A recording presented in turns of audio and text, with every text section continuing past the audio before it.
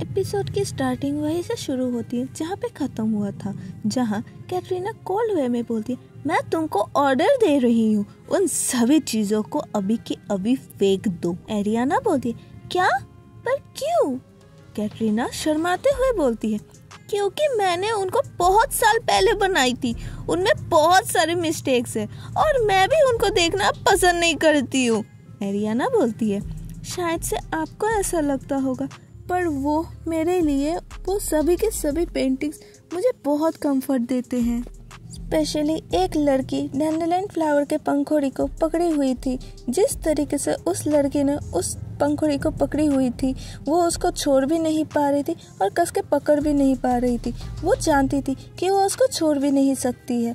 जब भी मुझे लोनलीनेस फील होता है, बिकॉज मेरे पास कोई भी नहीं था, यही मुझे सांत्वना देती थी।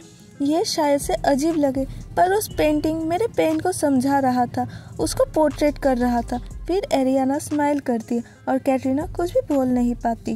कैटरीना एरियाना की बात सुन के मन में बोलती है, वो लोनली सैडनेस जो उस चीज़ को पाने की इच्छा से आती है, जो उस इंसान को नहीं मिल सकता। मैं जब इस पेंटिंग को बना रही थी, मैं एग्जैक्टली यही सोच रही थी। कैटरीना इमोशनल होते हुए मन में बोलती है, इससे पहले किसी ने भी मेरे वर्क को इतनी डीपली नहीं समझ पाया था। फिर कैटरीना खुद को संभालते हुए बोलती है, मन में बोलती है, नहीं, खुद को संभालो, ये किसी तरीके का स्कीम होगा, भूलो मत तुम यहाँ पे क्यों आई हो। कैटरीना खड़े होके एरियाना को पॉइंट करते हुए बोलती है, मैं मानती हूँ आपकी नज़र बहुत अच्छी है, लेकिन आपको अगर ऐसा लगता है कि मेरी तारीफ करके आप बच जाएंगी तो आप गलत सोच रही हैं।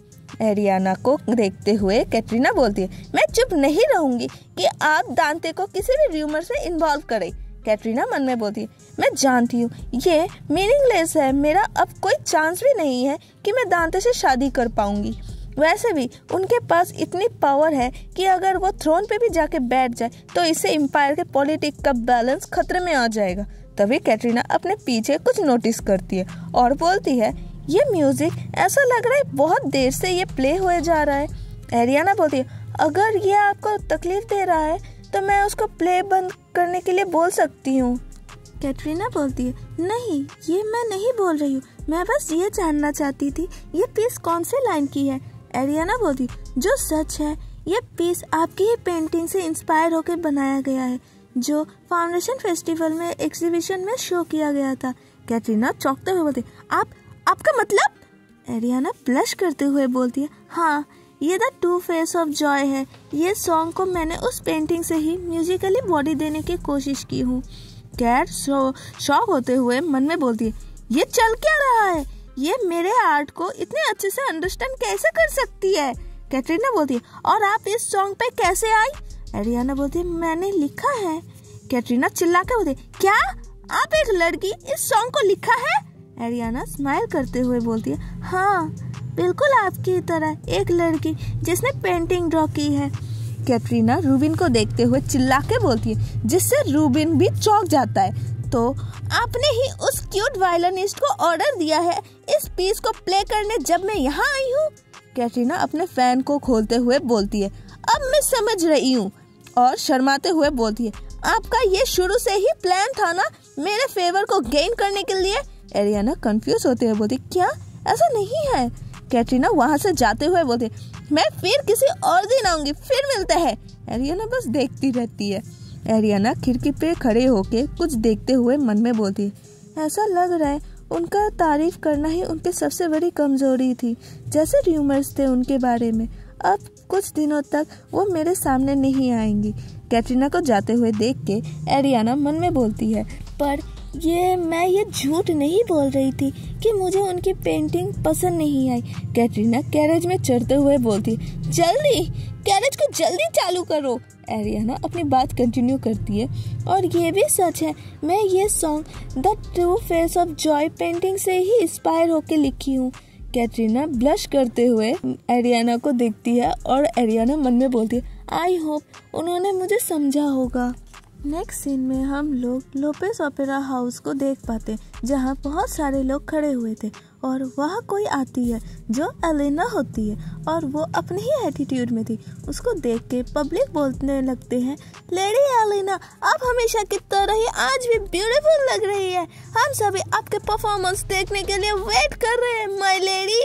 एलिना खुश होते हुए अपने मन में बोलती है, वेडिंग के दिन जो भी हुआ था उससे हम लोगों को और भी ज़्यादा अटेंशन मिलने लगी है।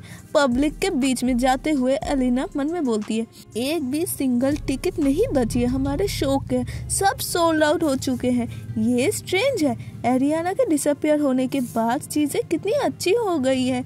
ऐसा लग रहा है वही हम लोगों के मिसफॉर्च्यून के रीज़न थी, पर मैं समझ नहीं पा रही हूँ आखिर लूकस ने एरियाना में क्या दिख गया, जबकि ये क्लियर था कि उसके बिना भी हम लोग खुश थे।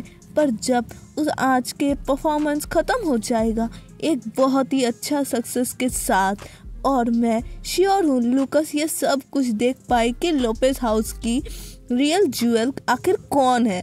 और उसके बाद किसी गेट के सामने खड़े होके ये अपने मन में बोल रही थी, मैं बन जाऊंगी नेक्स्ट मार्क्यूनिस पेडिग्रीन।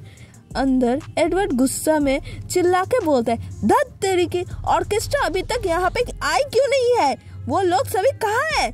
एलिना एडवर्ड के पास आते हुए बोलती है, तुम्हारा मतलब क्या है, ऑर्केस्ट्रा यहाँ पे नहीं है, शो किसी भी वक्त शुरू हो सकता है। एडवर्ड गुस्से में चिल्ला के बोलते, एग्जैक्टली, मैंने अभी जो बोला उसमें से कोई भी अभी तक दिखाई नहीं दिया है। एलिना भी चिल्ला के बोलती, क्या वो सभी लोग आज के जैसे इम्पोर्टेंट दिन में कैसे लेट हो सकते हैं, ये तुम्हारी रिस्पॉन्सिबिलिटी बनती है उनको अपने घर से यहाँ लाने की। एडवर्ड चिल्ला के बोलता, मैं ऑलरेडी उन लोगों के घर गया था बट वो लोग कहीं पे भी नहीं थे, ऐसा लग रहा था जैसे सभी इकट्ठे वैनिश हो गए हो जैसे। एलिना बोलती है, तब कोई ऐसा नहीं है जिसको अभी हायर किया जाए। एडवर्ड गुस्से में बोलता है, गधी कहीं की, ऐसा कोई भी म्यूजिशियन नहीं है इतने कम टाइम में इतनी डिफिकल्ट सॉन्ग को परफॉर्म भी कर पाएगा। तभी उन दोनों के पीछे से कोई आते हुए बोलते, क्या तुम बोलना चाह रहे हो कि शो कैंसिल है, जो लूकस होता है। और लूकस को देखते हुए एडवर्ड बाउ करते हुए बोलता है, चिंता मत करिए माय लॉर्ड, मैं एक पियानिस्ट को मैनेज कर लिया हूँ, हम लोगों को उसी के साथ काम चलाना पड़ेगा। तभी एलिना का हाथ पकड़ते हुए एडवर्ड गुस्से में बोलता है, एलिना बाहर जाओ और कुछ टाइम मांगो सभी से। एलिना भी चिल्ला के बोलती, तुम बोलना क्या चाह रहे हो, मैं ऐसा क्या कर लूंगी एक भी एकम्पनिस्ट के बिना भी। एडवर्ड एलिना का कंधा जोर से पकड़ते हुए चिल्ला के बोलता है, गाना गाओ जगल करो मुझे नहीं पता। एलिना घबराते हुए बोलते, पर एडवर्ड कोल्ड वे में एलिना को बोलते, गौर से सुनो एलिना लोपेज, मैंने इस ओपेरा हाउस में बहुत पैसे लगाया हूँ और मैं अगर किसी और की वजह से इसको खो दूँ मैं बहुत ही ज्यादा गुस्सा हो जाऊंगा। एलिना डर के मारे बोलती है, ठीक है। नेक्स्ट सीन में हम लोग खाली स्टेज पे एलिना को खड़े हुए देख पाते हैं और पूरा ओपेरा हाउस ऑडियंस से भरा हुआ था। सभी पब्लिक एलिना को अकेले देख के बोलने लगते हैं, ओ हाँ, ऑर्केस्ट्रा कहाँ है, सोप्रानो स्टेज पे अकेले क्या खड़ी हुई है, क्या ये स्टेज पे आने का न्यू तरीका है। एलिना घबराते हुए गाना शुरू करती है और उसके लिरिक्स ये रहे, क्योंकि दोस्तों मैंने ये गाना जब एरियाना का लूकस से शादी होने जा रहा था तब एलिना आके ये गाना गा रही थी, तब मैंने इसके लिरिक्स को नहीं बोला था, पर उसके लिरिक्स अब जाके आप लोगों को अच्छे से समझ आएगा। तो चलो लिरिक्स को, ये रहे सारे लिरिक्स। पहले मोमेंट पे जब मैंने तुमको देखा मैं जानती थी। ऑडियंस एलिना के परफॉर्मेंस को सुनते हुए गुस्से होते हुए बोलते हैं, उसका वॉइस अच्छा है बट म्यूजिक के बिना ये बेकार लग रहा है, हम लोगों ने एक सोप्रानो अकेले सुनने के लिए पैसे नहीं लगाया है, क्यों है ना। एलिना अपना गाना गा रही थी, मैं कुछ भी कर सकती हूँ तुमको अपना बनाने के लिए, और मन में सोचती है, मैं एक प्रोफेशनल सिंगर हूँ, मुझे किसी भी एकम्पनिस्ट की कोई ज़रूरत नहीं है, नहीं मुझे ज़रूरत है, अगर मैं फेल हो गई तो पता नहीं एडवर्ड मेरा क्या हाल करेगा। फिर एलिना गाना गाते गाते बंद कर देती है और किसी से शॉक हो जाती है और वहाँ उस ऑडियंस में एरियाना को देख पाते हैं और उसको देख के एलिना मन में बोलती है, एरियाना यहाँ। एरियाना को देखते हुए मन में बोलती, हाँ ये यहाँ पे क्या कर रही है।